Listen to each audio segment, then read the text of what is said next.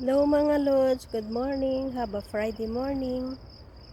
Nandito kami ngayon sa, ano ba to? Fishing spot namin ngayon. Ayan o. Ayan, dito kami mamingwit ngayon. Ngayong araw. Para sa Lunes, iba na naman ang aming fishing spot. Hanap na naman ng bago. Tignan nyo mga lods. Ayan na.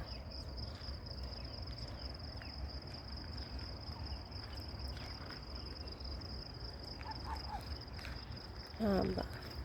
Ang haba hanggang doon. Hanggang may mga aso. Ano ba yan?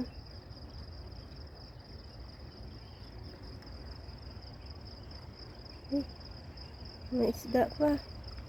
May hito. Ayun.